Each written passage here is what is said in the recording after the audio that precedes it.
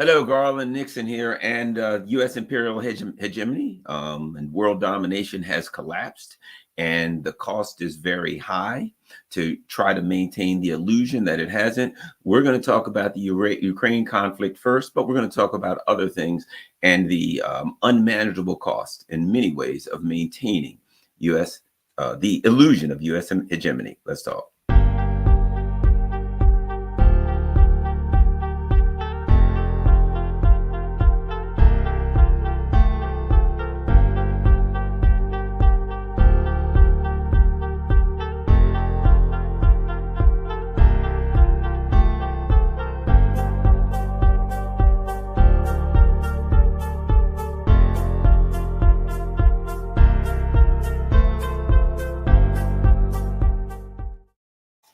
Hello, Garland here, and I hope everybody has a great week.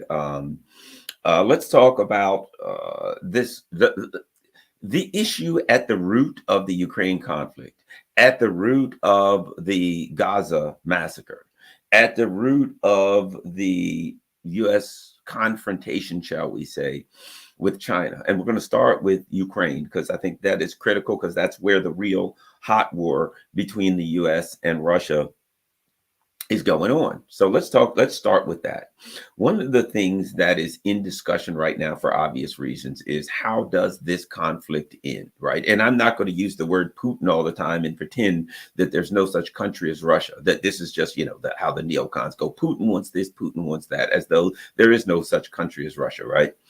Well, let's talk about the how this conflict ends. I think that's important. And why I think a lot of people have got it wrong in the discussion of how it ends. Okay, here's what I mean.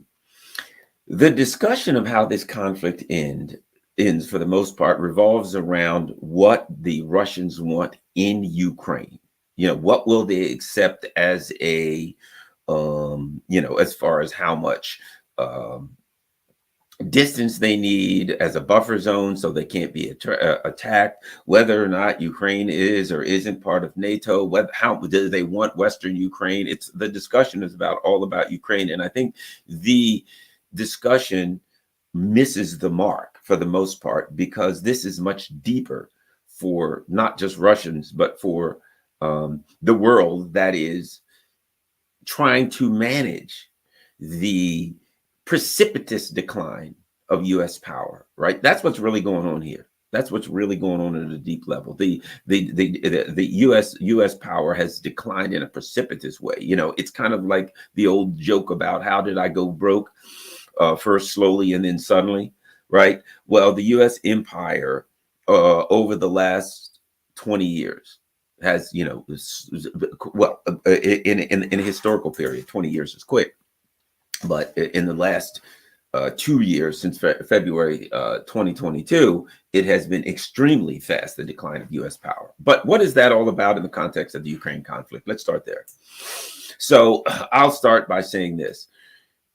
What the Russians want, they told us before the conflict even started. In December, I think it was December 17th or 19th of 2021, the Russians put forth a document. And in that document, why is it I'm not seeing anything over here? Oh, I didn't click on the wrong thing. In that document, the Russians discussed an outline for a peace agreement, right? A security agreement between Europe and Russia. The need for that, how it would go about it, what they were willing to do, et cetera, kind of an outline for it. And they basically said, if we don't get this peace agreement, we'll have to come to blows in Ukraine, right? They said it could result in military/technical action regarding Ukraine. It was clear. Look, we need a peace agreement. They didn't say we need a piece of Ukraine. We need Eastern Donbass. They didn't say we need a distance, a buffers. They said we need a peace agreement between Ukraine and Russia. What the Russians know is fumbling around with Ukraine, right? Now or then, or getting a piece of Ukraine, that ultimately all it ends in is a continue of U.S. imperial encroachment on Russia.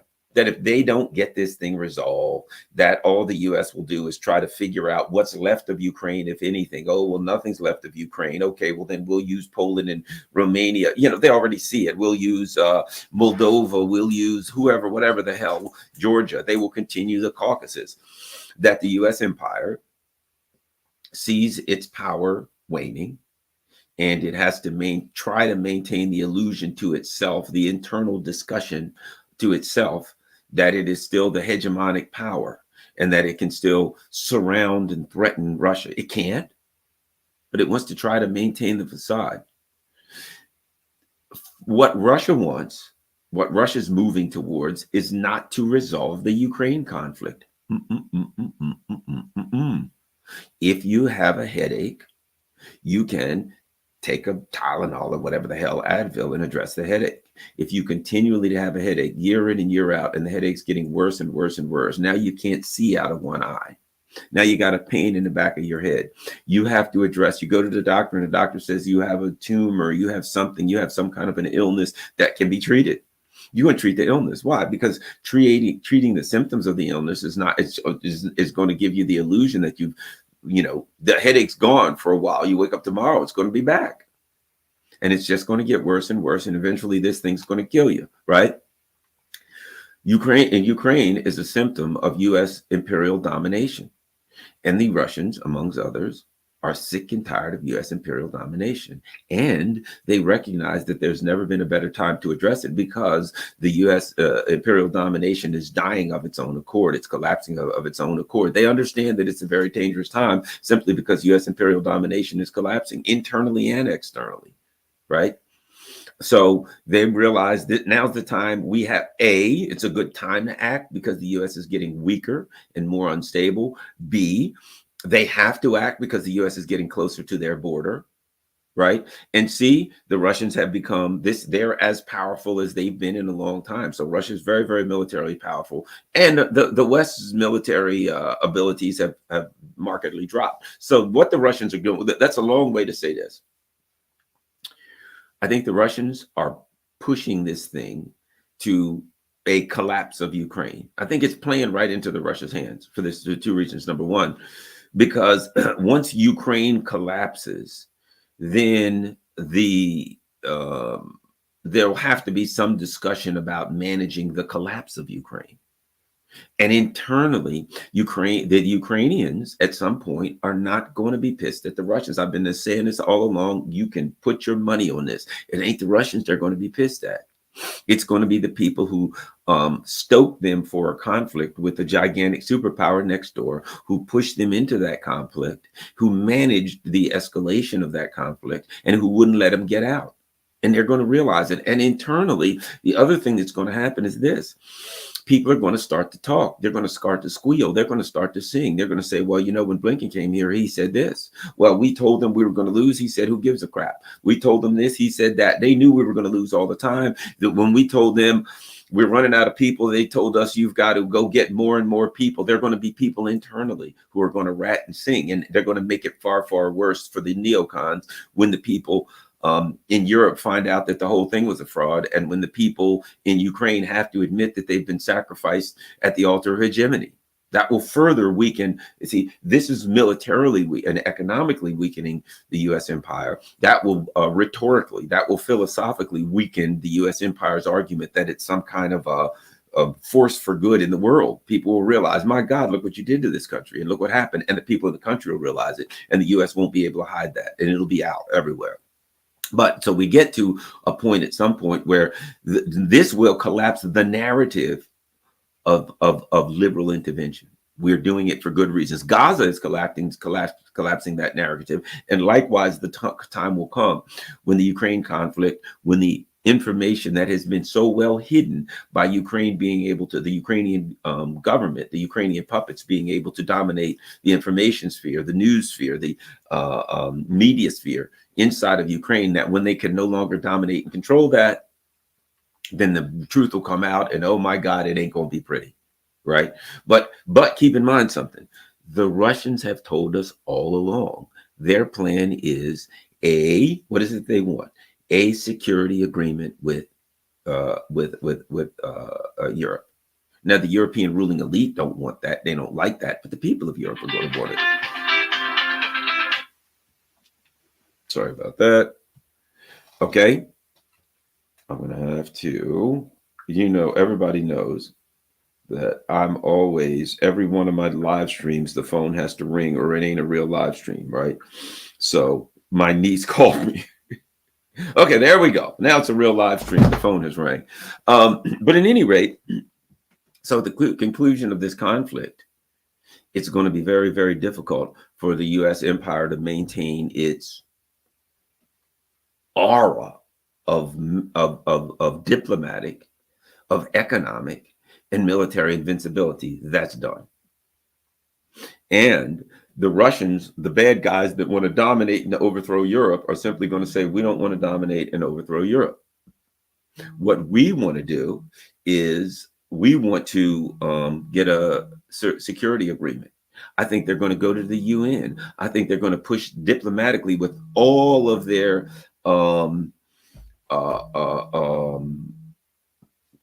allies, and they're all going to scream, the Russians don't want to fight. They want a security agreement with Russia. Because when the Russians, the bottom line, think about this. Here's what the Russians know. And this is critical. If the Russians were to get a security agreement with the Europe, U.S. imperialism in Europe is dead. What do the Europeans need America for if there's no boogeyman? How can the U.S. drag these people around into doing whatever they want if there's no boogeyman? How can they stop Germany and these other countries from making economic deals with Russia if they've got a security agreement? In order for the U.S. to maintain imperial domination over the Europeans, they have to have a boogeyman. They have to have some kind of a justification. They're protecting them from something. So the Russians know a security agreement with the Europeans, between Russia and Europe, ends U.S. hegemony over Europe and therefore over the world. Europe now becomes independent. I don't know how good or bad that is, but it can't be any worse than being puppets for the U.S. crazy neocons. So the Russians know what I know, what you know, and what the European elite knows. That's why Boris Johnson said, if the U.S., if Russia wins, that's it for Western hegemony. And he didn't mean Western hegemony. What he meant was American hegemony, and by extension, Europe being able, the UK being able to pretend that it's hanging on to the US and that they're part of the mix. They feel like the UK ruling elite feels like, as long as we hold on to the coattails of the U.S. empire, we're still a viable empire. They're not. They're nothing right now. They're a pathetic, sad and pathetic group. But they feel like they can convince themselves that they're hanging on to U.S. imperialism, and therefore British imperialism is alive. I've said for a long time, from the perspective of the ruling elite in England, in the UK, they're kind of like that song, you got the brains, you got the brawn, I got the brains, let's make some money, right? That's the way they feel it, that the Americans are the brawn and they're the brains. They felt like that, even though, that's arguable. No, there ain't no brains in this operation. So that's what it's really about in Ukraine. It's really about the Russians setting up a dynamic in which the only out for Europe is an agreement with the Russians about the issues that they brought up in their proposal for a conference about a security agreement in 1991. This is not about Ukraine. What the Russians understand is this: if they come up with some kind of an end in Ukraine that does not give them any kind of a security agreement, that it just continues. Ukraine is part of the puzzle, right? Ukraine is part of the chessboard. Right. And so the U.S. empire right now, if you look at it, understands that it's a good chance they'll lose Ukraine.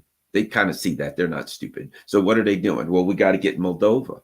Oh, we've got to get Georgia. We've got to get Armenia. If we lose Ukraine, which we appear to be losing Ukraine or most other parts of Ukraine, what other puppets states can we have in the region that we can arm and use to threaten Russia so that we lost it? Look, we lost this piece of the puzzle. Let's grab that piece of the puzzle. It must be replaced.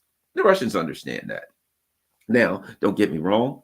Georgia and Ukraine are huge pieces of the puzzle that they know that Russia's willing to fight, and they're starting to realize that Russia's is going to fight them and ain't going to lose them. The Russia's not going to lose them. But I think they also realize that Russia wants something far bigger, and what it is that Russia wants will end U.S. imperialism, period. What it is that Russia wants, a security agreement of some manner, of some level, with the Europeans, creates a dynamic where if there is a security agreement, that opens the door for economic trade. What are you sanctioning Russia for if Russia and Europe have mended their ties, have come up with a way where nobody's going to get shot at or blown up or whatever? What do you need that for? And let me add this: at that point, if the U.S. can't dominate Europe, how can they drag Europe into a war with China or drag Europe all around the world? At some point, if the U.S. doesn't have total material domination over Europe, they say to Europe, let's do this. And at some point, the Europe starts saying, nah, that's not in their best interest. Nah, they start speaking out. The U.S. is already very concerned because they know there's going to be some changes of government and changes of leadership that'll be more like a Orban or Fico, or some of these other people are like, we ain't down with, being U.S. imperialism in a way that we get sacrificed, because U.S. imperialism right now is paying the price for world domination. The price is getting every higher and higher. And part of that cost of imperial domination, which is gone, imperial hegemony, which is dying, but the U.S. is trying to hold on to it or pretend it is still there, is sacrificing its vassals, sacrificing Ukraine. They're paying a price. What is part of the price? We ain't sacrificing ourselves. We'll start with sacrificing Ukraine. And as I've said from the very beginning, look, we got to get rid, when we run out of Ukrainians, what next? We're out of Ukrainians. Really? How we fix for Poles? Yeah, we got a lot of Poles. Throw them in.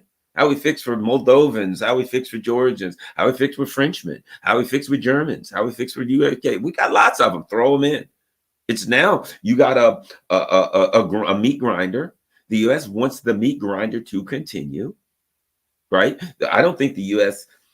is all that hot about getting involved in the war. They're not all that thrilled about it. I think what they're looking at is how can they keep the meat grinder going? They're fine with the meat grinder going because from their perspective, you got two things. Number one, they're stupid enough to think that the meat grinder weakens Russia, which strengthens Russia. But the other thing is this: they're trapped. What are their alternatives? If they turn off the meat grinder, that also creates a dynamic where a discussion has to be had. And in that discussion, it's going to come out. If they start talking, if the Russians start talking and say to the world, not just to what happens if there's a meeting and the Russians are there and the Chinese and the French and the British and everybody's there, and the Russians say to the world, here are our demands. And the demands are reasonable, which they are. And the demands would create a dynamic where peace could break out in Europe, which it would. Now, where's your argument that the Russians are crazy madmen that just want to overthrow the government? Overthrow Europe. It's very, very difficult for the U.S. To maintain hegemony at this time, now that they're just sacrificing money. Can't afford that money going. They're just printing money like there's no tomorrow into this imperial project in Ukraine, in Gaza, and in China. They're throwing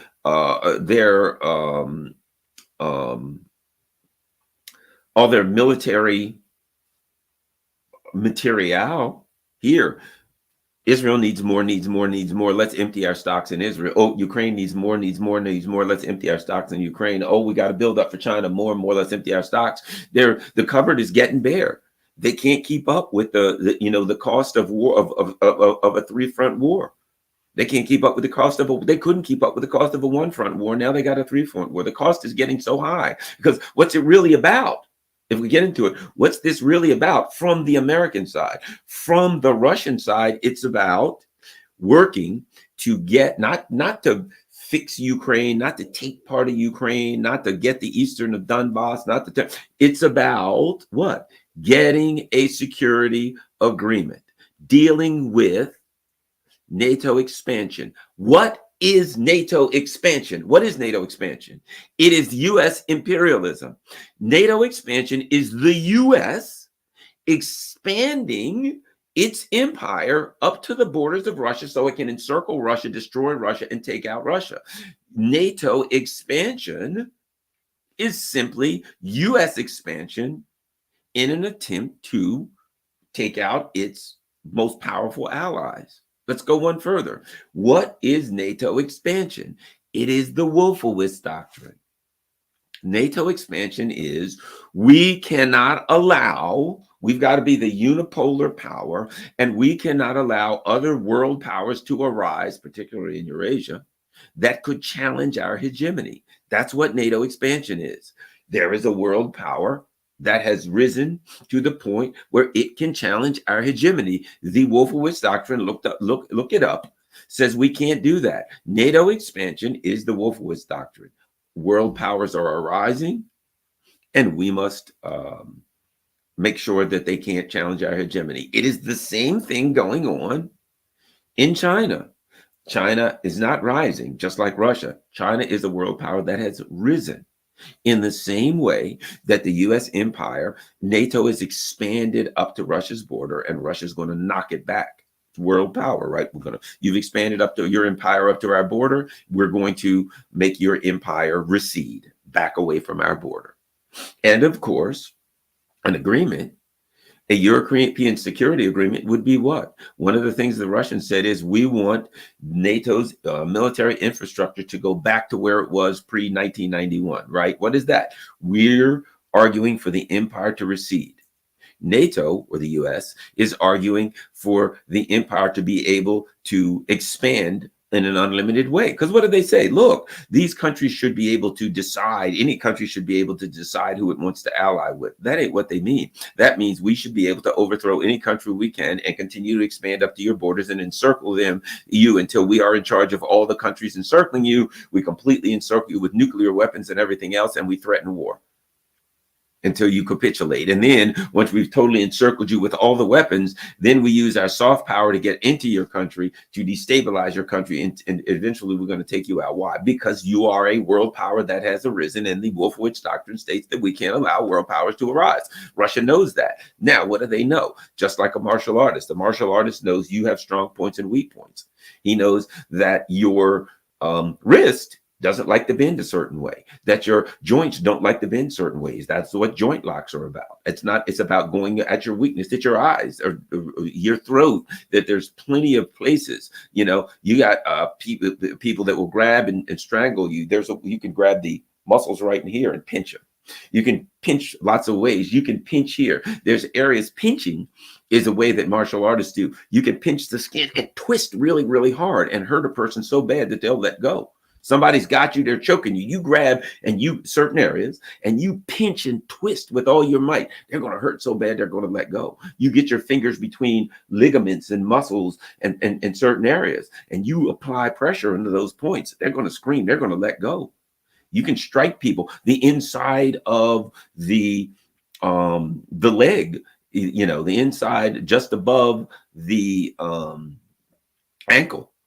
Man, you kick or strike right there, it hurts like hell. The funny bone. There's plenty of areas, right? So what is it? I got to find the weak areas of the empire. And the Russians are looking at the weak areas of the empire, and they know there's one really, really critical weak area, and that is the grasp, the hold on power over Europe. And that grasp, that hold on power Europe over that the empire has over Europe is all about maintaining leverage. The only leverage they have over Europe is, look at this, there's a big bear next door that wants to eat you. If you address that, then how does the US dominate Europe? Economically, Europe could be pretty strong if they can get their hands back on cheap resources, right? So the bottom line is this: even reasonably priced resources, they can be economically strong. But if they don't have a big scary bear that they're convinced that wants to eat them, at that point, U.S. leverage over them is gone. That's a weak point. That is a weak spot. The U.S. knows it. Russia knows it. So Russia wants to push that against the Wolfowitz doctrine. And how do they do that? Right in the eye. They want to poke them right in the eye. The U.S. empire's eye is the leverage between the U.S. empire and Europe. Get rid of that. The whole house of cards falls. Think about that. What happens? Think about how powerful that part of the discussion is. What happens the day the Europeans sign an agreement? Okay, we're going to do this, Russia's going to do that, and we're not going to fight Russia anymore. And we're going to certain material things, we're going to move our tanks and missile launchers back. Russia says they won't do certain things along the border. We'll do this and that. Now there's no need for the sanctions. And the Russians now economy, look, Russian economy is growing like hell. Can you imagine you get rid of all sanctions in Russia's economy? What Russians will have to do is turn down the heat. Otherwise, their economy would overheat right now if those sanctions were all gone. Right? So the bottom line is to get rid of the enmity, the manufactured enmity between Europe and Russia now, allows Russia's economy to grow like hell. It allows Russia, it also would really allow Europe to take advantage of Russia's economic growth and to facilitate Russia's economic growth and to grow along with Russia, to be able to get a hand. Man, they could get back into that Russian market that's growing. And of course, they could reindustrialize because they'd have the energy to do it. So I think that the key to understanding how the Russians see the conflict ending, and to some extent why the neocons are horrified about the end of the conflict, right, is that the Russians want a security agreement with Russia. I mean, with Europe. And in that security agreement, they want to end their boogeyman status, which opens the door for everything at that point. And it ends totally ends U.S. hegemony over Europe. And now add this, U.S. doesn't have hegemony over Europe, right? They've increased it, but that could be done away with. Not saying that this is going to happen, but I'm just giving you a scenario of how the Russians want to end this thing. And at that point, when the U.S. says, okay, Germany, France, et cetera, let's go do this against China, Germany and France can now look internally and say, well, we don't really need you. We don't have you. We got other options. We're not going to go sacrifice ourselves against our number one economic partner. Nah, never mind. What are you going to do? Sanction France and Germany and everything and everybody else now? You're going to sanction Europe? So that's important to understand. Important to understand. I'm going to be discussing in the future the end of Ukraine conflict from the perspective of not what the Russians get in Ukraine, but how the Russians guide this discussion, the post-Ukraine discussion, how they guide that discussion in the direction of a European security agreement. They want to talk about that. The U.S. doesn't want to talk about that.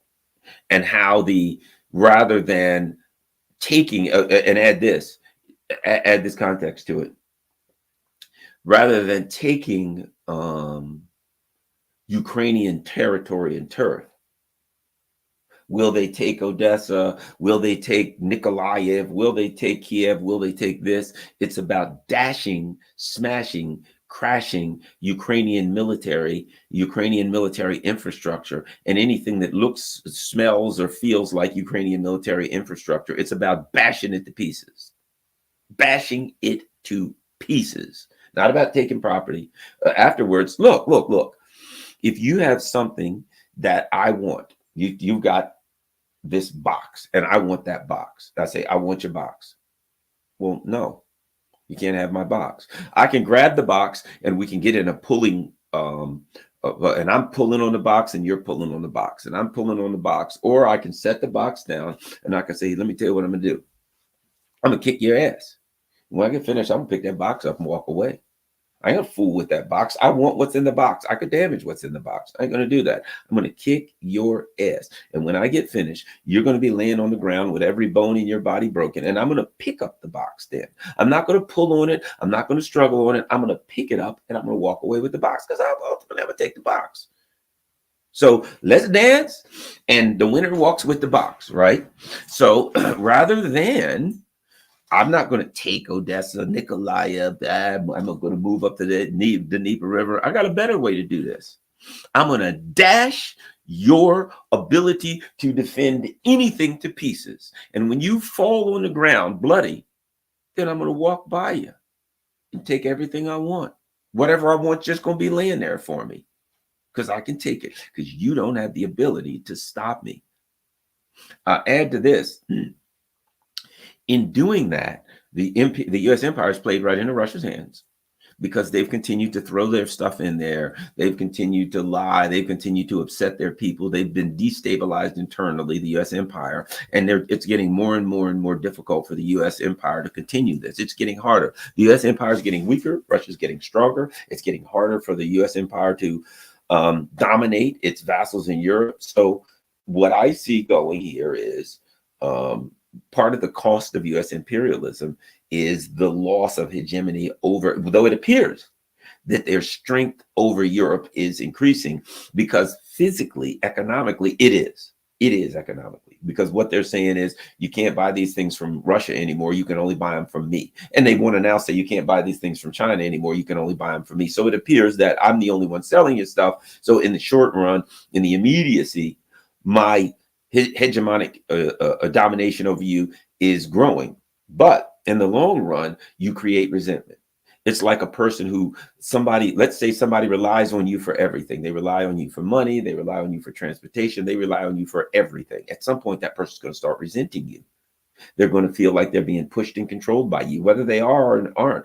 Anytime a person has to come to somebody else for everything, at some point they begin to resent the person. And they're like, man, you're controlling me. I don't like this. I want some level of independence. And so as the U.S. empire creates the domination over Europe, the economic domination, what they will also inevitably create in Europe is a resentment. They're going to resent you for dominating them. They're going to resent you for telling them everything to do. And the resentment of Ukraine is growing against the U.S. empire. The resentment in Europe and in Israel is actually growing, believe it or not. But the resentment in Europe will grow quickly. And as this conflict comes to a close, not by negotiation, not by the Russians taking all the territory that they want, but by the Russians smashing the Ukrainian and of course by proxy NATO's ability to fight them to pieces. As that happens, the ability of the U.S. empire to control Europe is going to deteriorate along with it. The ability of the Europeans to continue to have to want to continue to be dominated by the U.S. is going to dissipate along with it. So the U.S. has to spend a fortune. I saw the other day, I saw the other day this a picture of Tony Blinken, and this article said they're giving $125 million to Moldova to fight Russian disinformation. I disagree. Oh, they're giving the money to Moldova. That's bribery money. That is money given to the elites. That's money given to the politicians, et cetera, to act in ways, they're just justifying it, to act in ways that are detrimental to the people of the country. So they go in there and they're just handing out money. We need $125 million for Moldova. What for bribes? Why? Because we need the ruling elite to act in a way that the people ain't going to want them to act. It's not in their best interest. So we need to go in there and spread some money around to get that happen. They're in a position now where they're asking country after country to do things that are not in their best interest. And it is expensive to do that. You have to pay them, right? Additionally, there's a significant cost at home, right? One of the costs, because if you think about it, what's going on here? What is really going on here? What is the U.S. is paying a cost for? It's simple, and I've Mentioned it early, but I'll make it clear. The Wolfowitz doctrine states that no country is allowed to rise up as a world power in a way that would compromise U.S. hegemony, U.S. imperial domination over the world, right? That's what the U.S. is now paying for.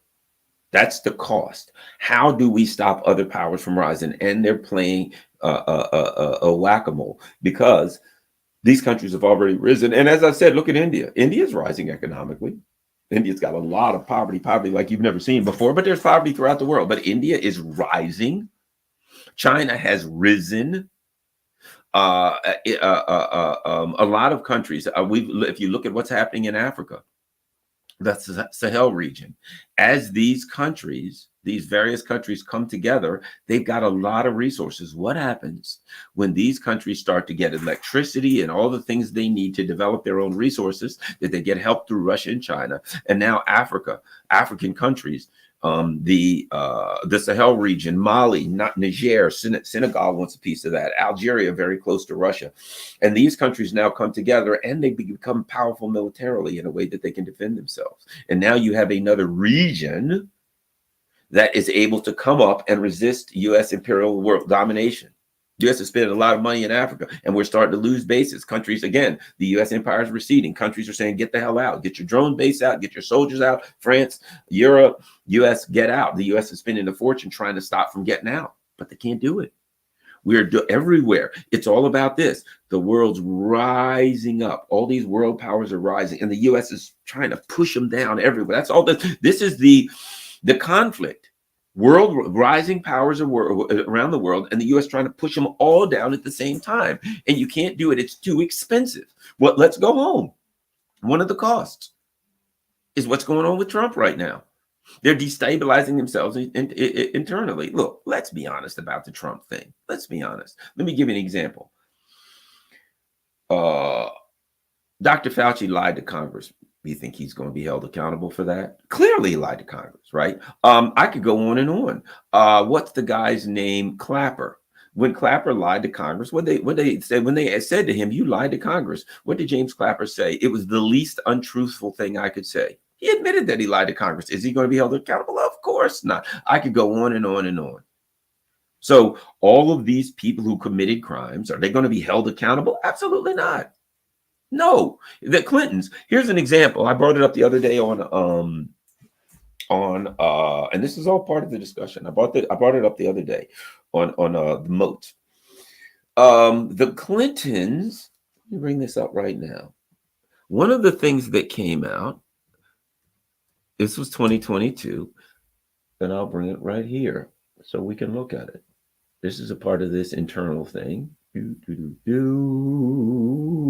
Got it. Let's look at this. So right now, they're telling us they got to go after Trump because nobody is, Trump, what did he do? His campaign, and he mislabeled, misreported money that they spent. Well, they put it as legal expenses, but it wasn't. It was campaign expenses, and they put it down as legal expenses. So that was illegal. So he can't be allowed to get away with that, for God's sake. You can't let a guy write down something as legal expenses when it's campaign expenses and blah, blah, blah, blah, blah. You can't do that, can you? Or can you? 2022. FEC finds Clinton campaign DNC for misreporting Trump dossier funding. The Federal Election Commission has fined Hillary Clinton's 2016 presidential campaign for the Democratic National Committee and the Democratic for not properly disclosing the money they used to fund opposition research. Right? Political candidates and groups are required to publicly disclose their spending and provide a purpose for any expenditure that exceeds $200. The Clinton campaign was fined $8,000 and the DNC $105,000 for misreporting the dossier funding as legal services and legal and compliance consulting instead of opposition research. Right? The vote was 4-2. All three Democrats voted for the agreement. And one of the Republicans did. 2 Republicans voted against approving the agreement. So they came up, what happened? The Clintons paid Steele to do a Steele dossier which was a lie, which was a fraud, so that they could interfere with the election. It was all a fraud. It was all a lie. They paid for it to interfere with the 2016 election illegally in furtherance of a crime, right? To interfere illegally with the 2015 election, to paint Donald Trump as a Russian bot or whatever operative when they knew it was a lie. So they paid this, and they labeled it as legal services, but they knew it wasn't legal services. And where did they do that anyway? By the way, where was the Clinton campaign located? In New York City, Brooklyn headquarters. So in the exact same venue that Trump was charged. So they misreported something as legal services, just like Trump. When they used it for something else, well, if you argue that was so, you make the argument, but they get fined $8,000 and $105,000. Nobody's charged with criminal activity. You think Americans can't figure that out? That if you look at this thing with Trump, it's obvious. Come on. So the Clinton people do it. They don't get charged with a crime. There's never even consideration of a criminal investigation. When it's Trump, some guy runs for office and says, elect me and I'll go after Trump. He gets elected, he goes after Trump, and they go after him, Trump, in an area where he got 12% of the vote. And this is supposed to be reasonable and fair. It's absurd. It's preposterous. So one of the things that's happening is this. The empire is concerned that if Donald Trump comes in, that he will compromise the fight to maintain U.S. domination over the world. That's the fear. Is that people are like, why would they think about this? People are like, why in the world? Why Trump will give them what they want. He'll give them their tax breaks. He'll give them this and that. Yeah. Well, Trump will do most of the things they want. Yeah. But there's a nefarious, underhanded plot going on that Trump ain't a part of. And that is, we're losing control of the world. Trump may want to do terrible things around the world, not saying he's anti-war or anything else, but they have an esoteric, an internal story. The exoteric, right? The external story. The cover story is we're going around the world to do good, and we're going to work for democracy and stop authoritarianism and blah, blah, blah. That's the cover story. The real story is they all know, holy crap, we're losing power quickly. We've lost power, and we got to go fight around the world, spend money, do everything we can to try to keep it. The only problem is, not only does Trump not know the internal story, he ain't necessarily down with it. He's looking at various things. How can I make money? How can we make a deal? How can we do this? So he's looking at it in chunks. He's looking at it like, okay, we got Europe, we got Israel, we got this, we got that. He's not looking at the grand chessboard. He's not looking at the big picture, saying it doesn't matter what we have to sacrifice or how bad we have to screw up, as long as we work on trying to suppress all of the countries that are rising and maintain the ruling elite here. They're like, oh, who cares about the working class? Screw them. Let them all starve. Who cares about the Europeans? Screw them. Let them all die. We'll use them as cannon fodder. Who cares about this group or that group? Screw everything. We're willing to pay a high price to maintain U.S. hegemony. Trump actually sees these different things. Well, we could make money in this area. We might lose money in this area. How do we make a deal with this guy over here? Trump will make a deal with a country. Think about this. The biggest example of that to the ruling elite, in case you didn't see it, was when Trump said we want to make a deal with Kim Jong-un, because he saw that as an individual instance. Make a deal with North Korea. I got a deal. I look good, and we can bring those troops home. That's expensive. Those troops are expensive. If you only look at North Korea from an individual, in an individual context, and the Korean Peninsula in an individual context, that makes perfect sense. If you're looking at it as part of a grander scheme to dominate the world, it makes no sense. Of course, we got to keep troops there, because those troops are not there because it costs money or whatever. They're there so we can launder money there to the military industrial complex. And they're there because as an empire, when you conquer a land, you put troops in, and these are troops of occupation. Trump doesn't understand that they're troops of occupation. He thinks that they're troops of that he believes the lie that we got troops there to protect them from North Korea, not that we have troops there to dominate South Korea, and so that we can at some point hopefully overthrow North Korea and expand the empire into North Korea. That's the ultimate plan. Trump doesn't understand that.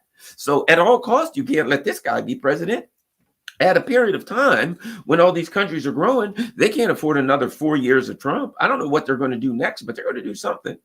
They're everything they do, nothing they do works. Everything they do makes Trump stronger, which makes sense because everything they're doing now makes Russia stronger. Everything they're doing now makes Iran stronger. Everything they're doing now makes China stronger. So needless to say, it would only be consistent that everything they do makes it more likely that Trump will win.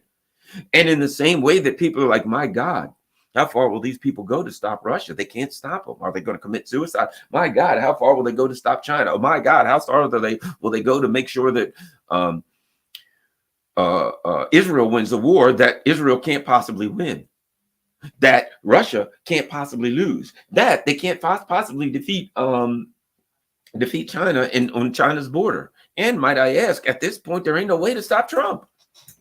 Ain't no way. They've tried everything, and everything they've done has made them stronger. In every one of these instances, every move that they have made has been counterproductive to what they're doing. It only makes sense that every move that they would make would be counterproductive for their plan to stop Trump. They're making him stronger.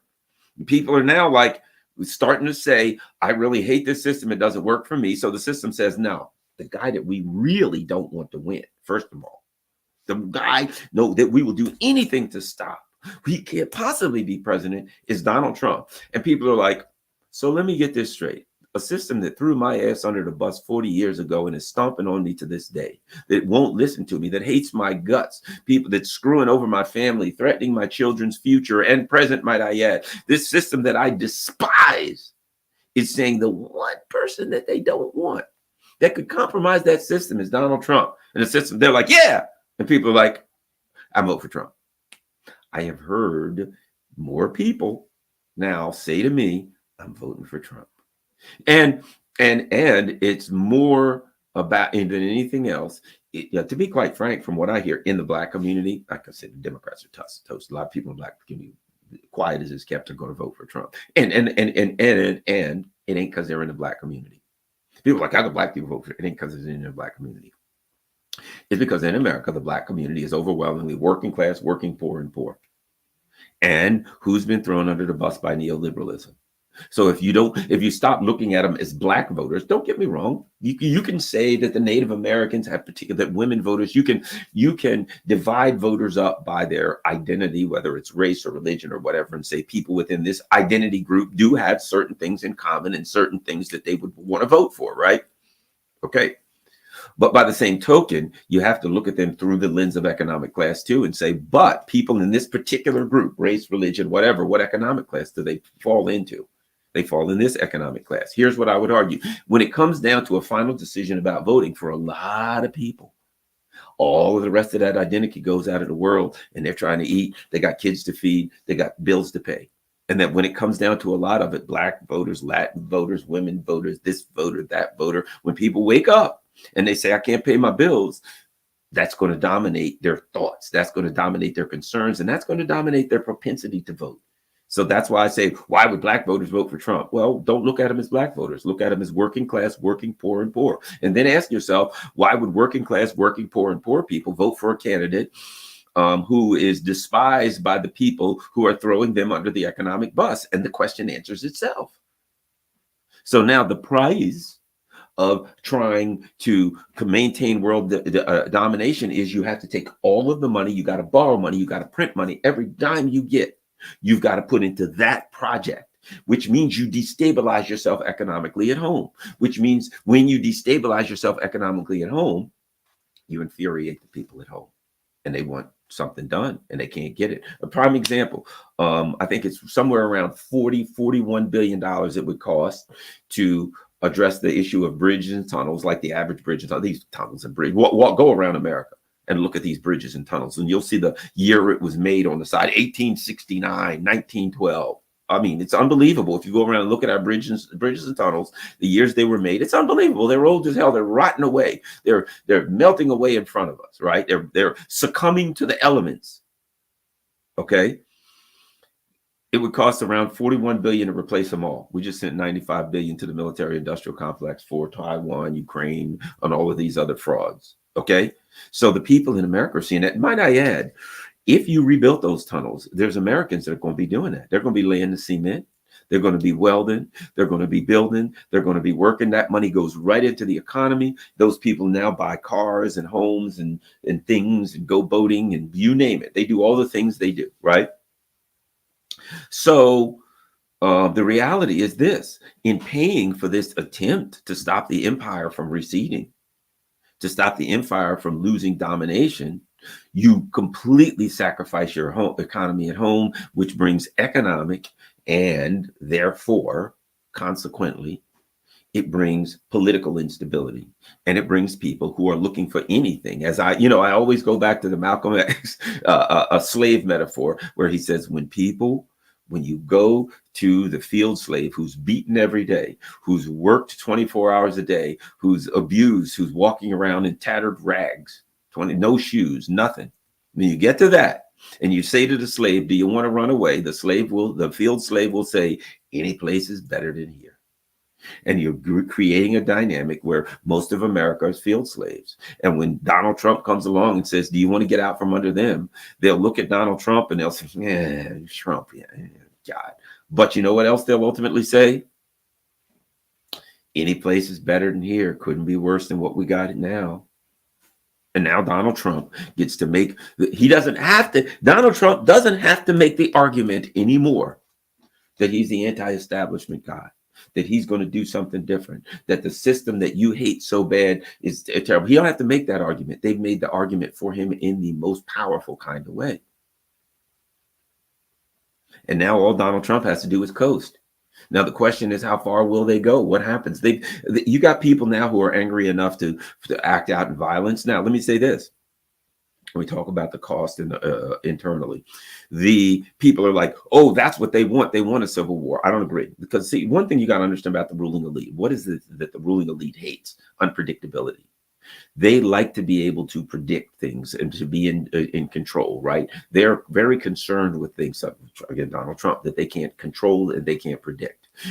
Civil violence, they want to prepare for it. They want to militarize the police. They want to do all kinds of things to prepare for it. Why? Because they want to be able to predictably quash it in its infancy. They want it to die birthing, right? So if uprisings start to happen, they want to be able to crush them. They want to preemptively put in new laws that they can stop protests. They want to do everything they can so they can stop this uprising before it starts. They don't want the uprising. They don't want civil war. And anything that resembled the Civil War now, right, in America, I don't believe it would be working class beating the hell out of each other, shooting each other. It would be people who are angry against the system. I believe that it would be a lot closer to the French Revolution than a Revolutionary War, right? Than the Civil War. What we would be looking at in America would be more similar. I'm not saying that the French Revolution, but it would be more similar than that, in that it would be working class people who are furious pushing back against the ruling elite, as opposed to working people who are furious pushing back against working people. Now, the ruling elite would like to see any destabilization here, where they can turn on the TV and they can see working class people beating the hell out of each other, fighting each other, shooting each other, while they sit back on their castle on the hill and sip mint juleps. That's what they would like to do. I don't think that's the dynamic of the destabilization here.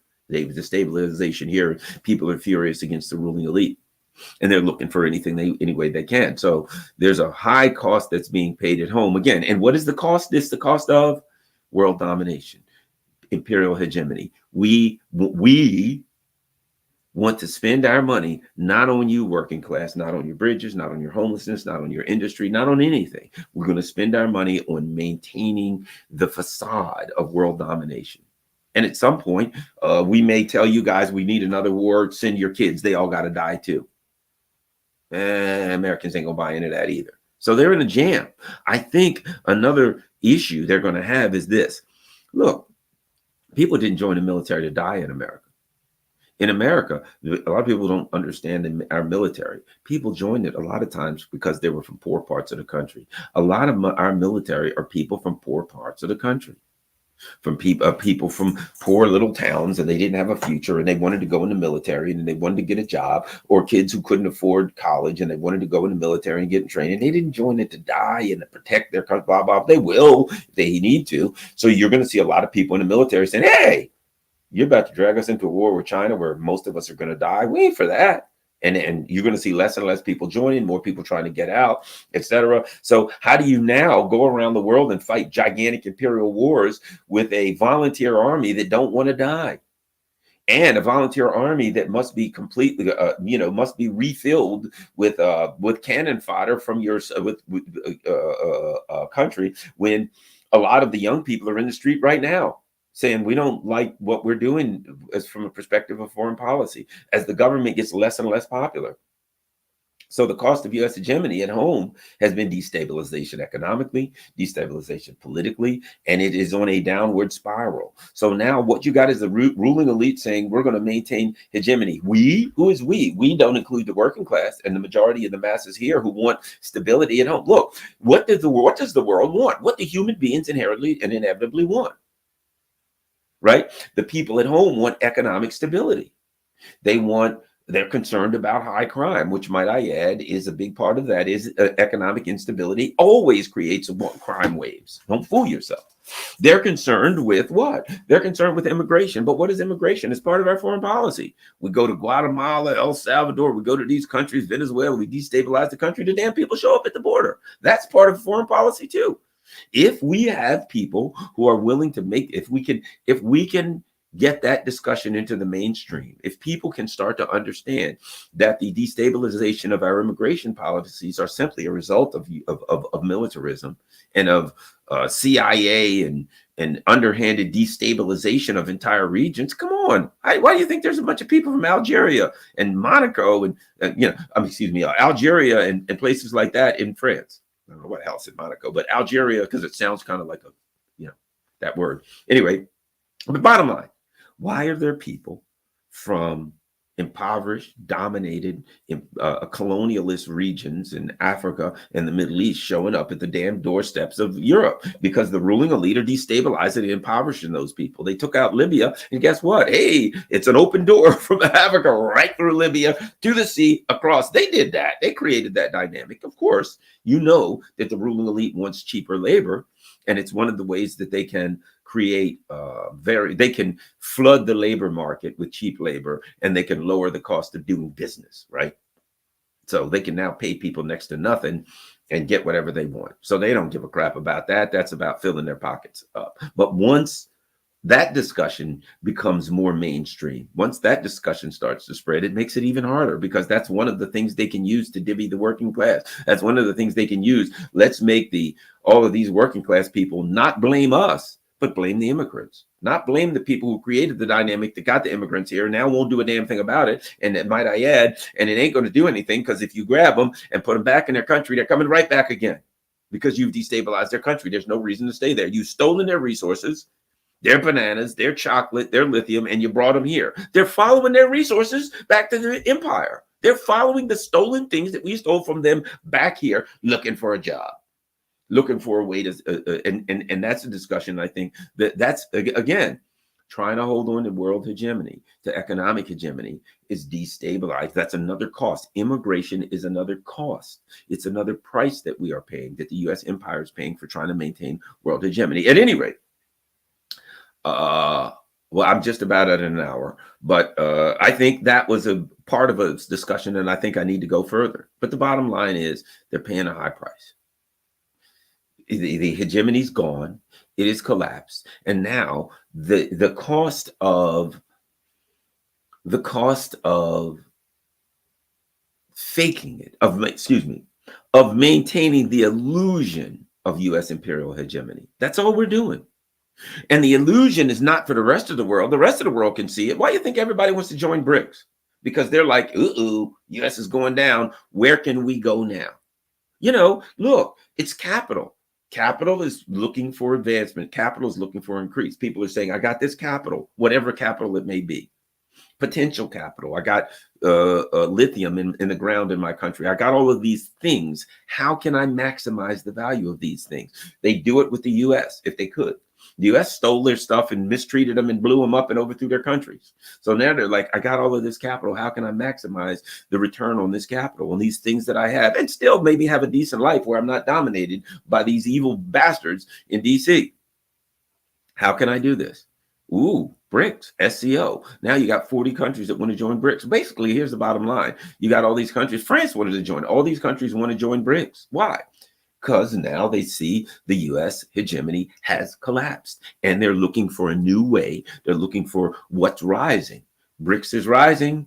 U.S. imperialism is falling. Which elevator are they going to get on? They're going to get on the elevator that's going to the top floor, or the elevator that's, you know, the cables holding up have broken and it's snapped and this elevator's heading for the basement really, really fast. So now the U.S. is trying to maintain a false an illusion that it's still powerful, that it's still an imperial hegemon. And the fact that everybody wants to join BRICS is a demonstration of the reality that the rest of the world knows it's conceded it's a fake, conceded it's a fraud. And they're starting to act, they're starting to move. Saudi Arabia, all of them, they're like, oh boy, you guys ain't looking so good. Hey, China, what's happening? Like to build some refineries, do some business, something like that? China's like, sure. All right. Nice knowing you. We're going to move in this direction right now. And some of these countries have to kind of walk a thin line where they can't just abandon U.S. hegemony, because the U.S. economy is still powerful. And they know the U.S. is brutish, violent people. And so they know they could get themselves killed. They're dealing with the mafia. But still, they're looking forward. And any country that's forward-looking has to be looking at BRICS and the Shanghai Cooperation Organization. They have to be looking towards the global south. They have to be looking towards new markets because the old ones are collapsing out of stupidity. And so now all we're doing is maintaining a fake internally. The conversation in Congress, yes, we're powerful. On the Hill, oh boy, we powerful. Biden, you're the most powerful nation, blah, blah, blah. You don't have to say that if you are. I always say this. Nobody has to call Michael Jordan. Hey, Michael Jordan, you know, you're such a great player. No. I mean, Michael Jordan doesn't, I stated that wrong. Michael Jordan doesn't have to run around and say, I'm a great player or I was a great player. Everybody else will tell them. They can all see it. It's obvious. They'll look at him like, yeah, you won championships. You did all of this stuff. Let me look at your clips. Holy moly, how do you do that? This guy's great. You know, Gretzky or whoever. Nobody has to, you know, Pele didn't have to run around saying, you know, I think I'm a pretty good soccer player. No, everybody else said, holy crap, did you see what this guy did? He's a great soccer player, right? Why? If you got it, you ain't got to tell other people. They'll all tell you. The U.S. has to scream. Biden has to say we're powerful. We're super powerful. Nobody can stop us, because it ain't so. Because it ain't so. Ain't nobody else going to say it. You don't hear the Africans and the Middle Easterners saying, wow, boy, we sure do want to be like the U.S. They're powerful. No, the U.S. has to say it. We got to keep trying to convince ourselves through propaganda, and we got to keep holding off the truth. Well, at any rate, thanks a lot, everybody. I got to run, but I certainly appreciate it. Let's not forget, share this on all your social media platforms. You can see everything going across the bottom. If you can afford to, you know, whether it's PayPal, buy me a coffee, Patreon, whatever, Cash App, certainly appreciated. If you can, that's fine. Just share this on all your social media platforms. So go follow me at Rumble, follow me at Rockfin, ROKFIN, rockfin.com /Garland Nixon. Don't forget, Rockfin doesn't have any restrictions. So even if they throw me off of YouTube, I'll be on there, just like Rumble. Rockfin allows, you know, you to do free speech. Rockfin doesn't have advertisements. That's great. The way Rockfin stays in business is people can become a member of my channel for $14.99 a month. And so if you can afford that, really appreciate it. If you can't, hey, just watch the stuff there anyway. Thanks a lot, everybody. Share this, please. Share this on all your social media platforms. Peace. I'm out.